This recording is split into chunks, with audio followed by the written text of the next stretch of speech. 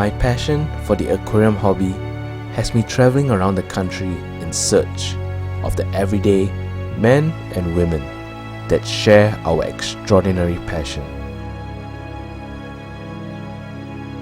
For I truly believe, on the other side of every glass lies a story waiting to be told.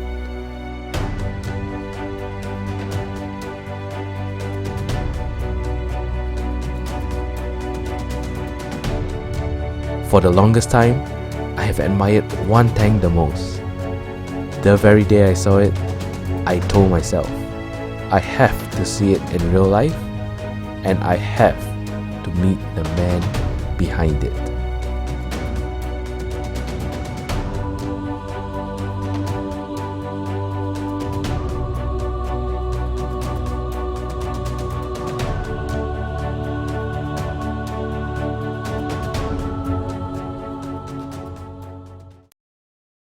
Hi, I'm Ashley, the SG Bearded Aquarist, and I have someone for you to meet.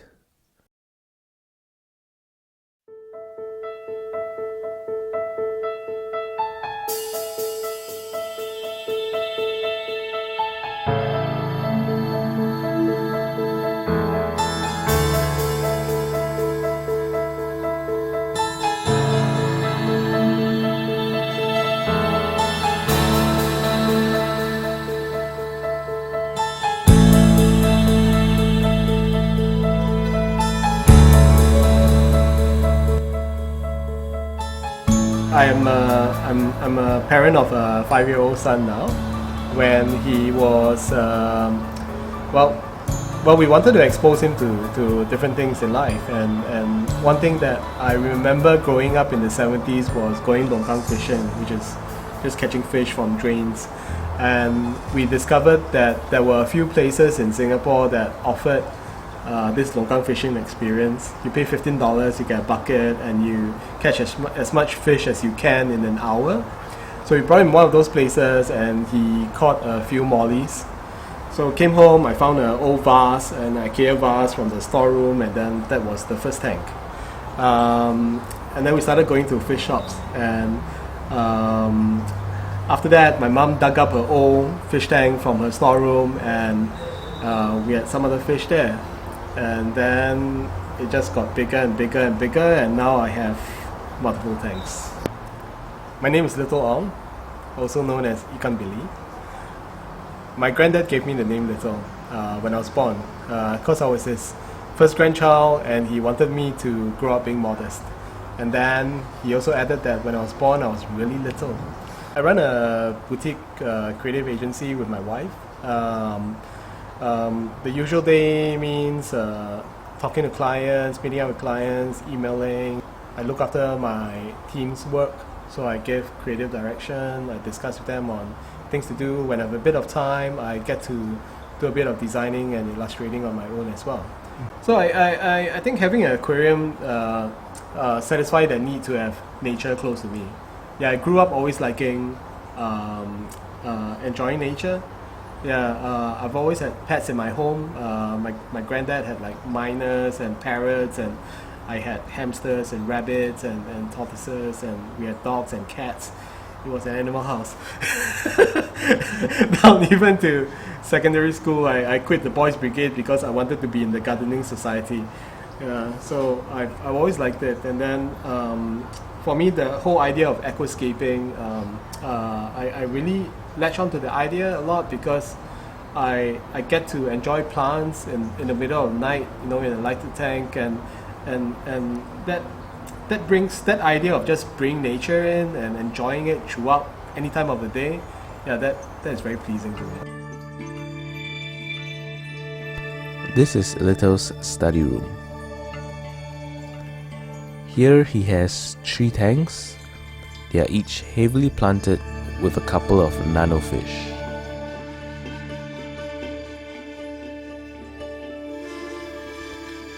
This first aquarium was converted from a terrarium to house a couple of antlers that grow up to 1.5 inches. Antlers are peaceful, active, and fun to watch.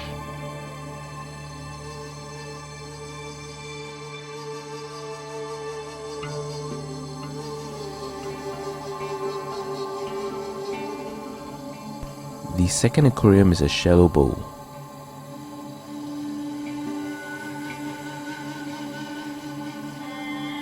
Inside are a couple of mosquito reservoirs that get no larger than a centimeter or two.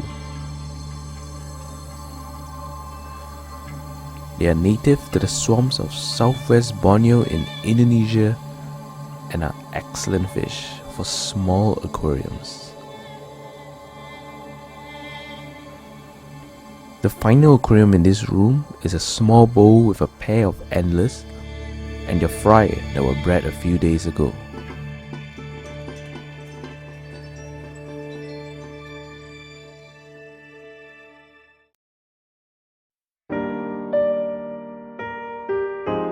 This is Little's balcony. This is what I came here for. I will let Little do it justice. So the idea of the pond came in, and then I realized, a pond is really low. What am I going to do with the wall? And then I thought, okay, my wife likes a green wall.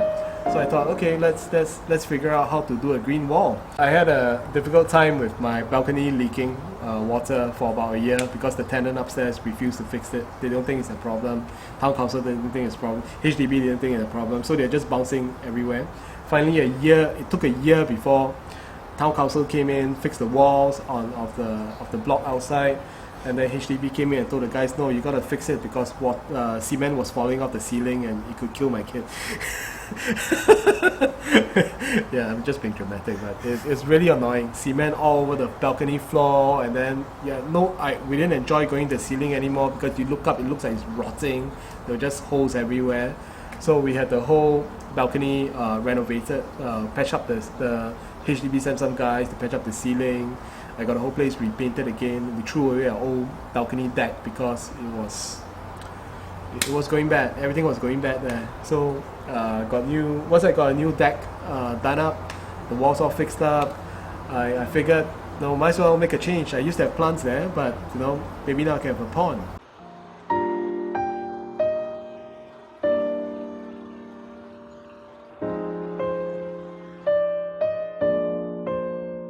The way the tank is designed is that some of the debris do come to the front corners of the tank. So I do water changes. Doing water changes give me a chance to just get rid of the excess food and debris that ends up in those corners. Yeah. Sometimes I do water changes once a week. Sometimes I push it to 2 weeks once. But because it's a pond and it's right at the balcony, what really happens, what I really need to do is every 3 days or so I need to top up some water, because the water goes to water the plants, right? And it's also hot, so there's some evaporation and use of the water.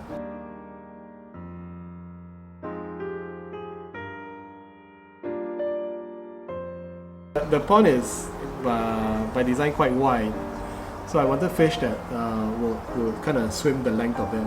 So I got Congo tetras. I have quite a number of different rainbow fish inside there. I've got a few plecos. So I think they work well for the pond, especially because of my water flow. So they kind of scoop out a lot of food from the sand bed right at the front. I have some antlers. Yeah, so they go into the small spaces at the top where a lot of floating plants are.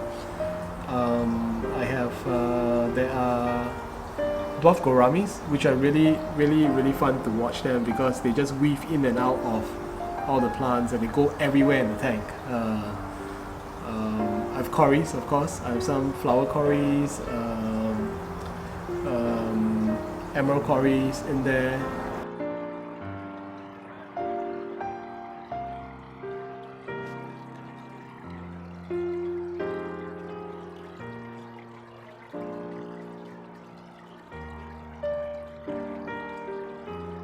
I have half beaks. They're really nice. I think they're perfect for ponds.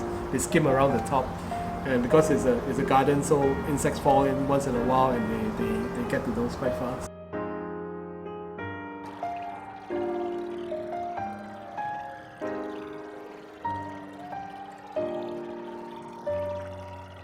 And then I thought, okay, my wife likes a green wall, so I thought, okay, let's figure out how to do a green wall. And I kind of have a typical green wall that goes all the way to the top because, well, I didn't have the knowledge of how to water those plants, and we considered, but because of the way this flat is, I couldn't pipe in water from the bathroom into the balcony, so I don't have a tap in the balcony. Hydroponics is basically just water growing vegetables and plants, right? But aquaponics is when you involve an aquarium. So then I was like, damn, okay, I'm going to figure out how to do an aquaponics system with my pond to water plants on the wall. Everything was DIY. I custom made the tank because I only had that amount of size that I had for the tank there. I went to a wood shop and got strips of wood cut out, and these are outdoor wood that they use for decking, so they're really hard wood. Came back, I cut them down to the pieces I wanted first, so with the design I had in mind, I then got them mounted on the wall. Found the pots that I wanted to fit this look, the kind of hooks to hook it on.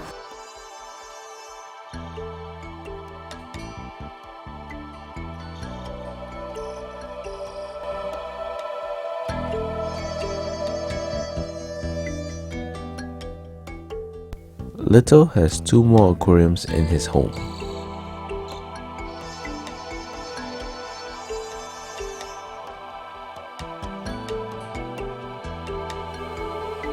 This is a betta tank that he made for his 5-year-old son.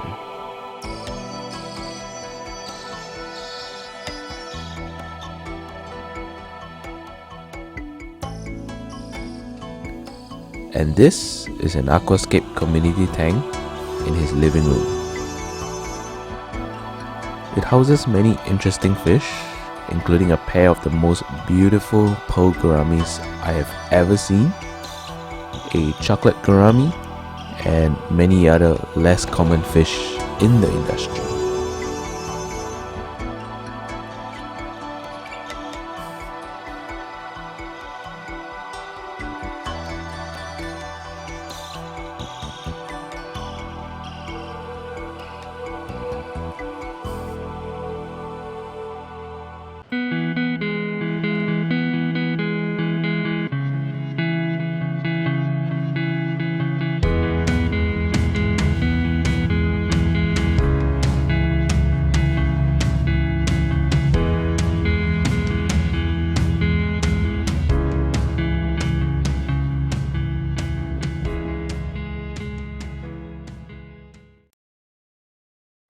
This is Little's creative studio. Here he has 6 tanks. I think we have seen too many tanks for the day, so I'll skip to my favorite. This is Puffer Island. Puffer Island has pea puffers inside. Yeah, it started out because I wanted to try to create a low profile tank. It wasn't always like this. When I started out, there was a bonsai in the middle, but the bonsai died, which I figured out later is because it didn't like its roots submerged in water, although it's a water-loving bonsai. It's since been replaced by this fern-looking plant at the top, which I bought because I just love how it looked like. The shop didn't have a name for it. Until now, I still can't figure out the name. I had a huge group of puffers at home. And at one point they were in a small little jar, and I've always felt like I needed a tank just to contain them because they're just fussy eaters. They don't eat pellets, they don't eat dry food, at least I haven't figured out yet. So I need to particularly feed them just frozen bloodworms, or else they eat the snails. They're really good at eating the snails. And I started having pea puffers because I wanted to get rid of a snail problem I had in my pond. So, but they're just really cute. So after they cleared most of the snails, I wanted to create a home for them. So this tank has no filter. It's got a good light. It's a Chihiro's RGB.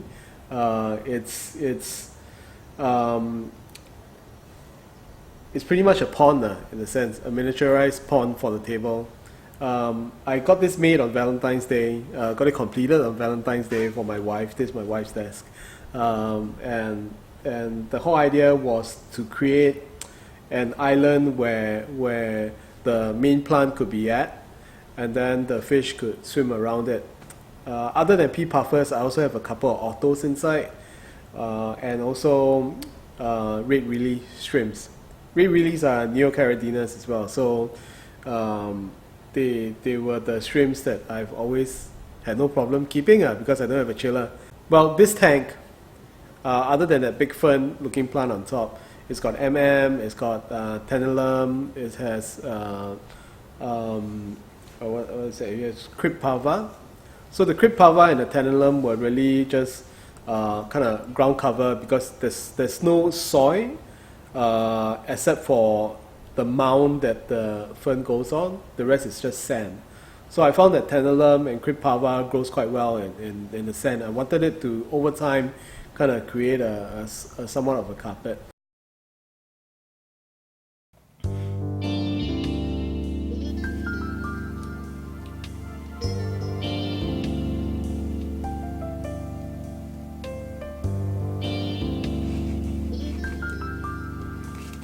Whoa. Alright, so this video is not over yet and they are going crazy. I still want to show you guys my planted aquarium that is on 0 water change, and also a little more footage of Little's pea puffers just chowing down those live snails. Before that, I want to thank Little for giving me all his time to go and film with him. It was a lot of time that we spent both at his home and his studio, so a big thank you to Little. And I also want to thank my sponsors for this channel and for today, and they are Dr. Bessler's Biofish Food. Now this is a premium fish food. What I really like about them is that firstly, it's of course a quality product with high protein content, using mostly wild Scandinavian fish as their main ingredient, and also they don't have any artificial colors inside, which is a big thing for me because this 0 water change system, what I notice is that if I keep feeding foods with artificial colors inside, the water gets darker and darker and more discolored, that eventually I just have to change water. So they do have a wide range of products, different flavors to cater for different needs, so that is really cool as well. So this is my 20-gallon aquascape planted tank. I'll call it a planted tank. I call it the Amazonian jungle, and it is on 0 water change. Now I credit that to quite a few things. I mean, just the amount of plants and types of plants that I have inside as well. So I have pothos that's growing out, terrestrial plants, floating plants, some salvinia, and a whole lot of aquatic plants, and they are growing like mad. Especially the Cobomba and Sagittarius subauta is growing insane. And also that's what allows me to have that 0 water change. Not just the plants, but it's what helps the plant to grow as well, which brings me to my lights. Now, disclaimer, first, this is the Ecotech Radion XR15 that was given to me by Reef Depot. That said, this video is not sponsored by them, so I can say anything I want, and I'm gonna say that it works because I'll show you guys some before and after of the plant growth, and you guys can see for yourself how crazy it has grown. And mind you, this is a low-tech tank, so there is no CO2 inside, and basically all that plant growth helped me to get a 0 water change for 50 days. And I mean, that's quite doable for anyone, but the thing is that throughout the 50 days my nitrates from the start to the end maintain at 10 ppm.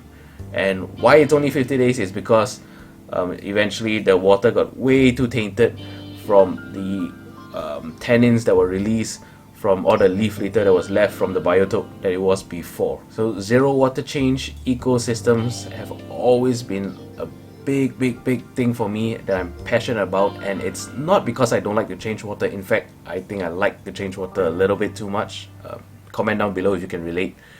But I mean, the idea of an ecosystem just really gets to me. And one day, you know, I want to create an ecosystem that you don't even have to put anything in, not just not take anything out, but don't have to put anything in. So, you know, things reproducing itself inside and preying on each other, and you know, all the life cycles, breeding as well, all of that going on. And one day I hope to create something like that.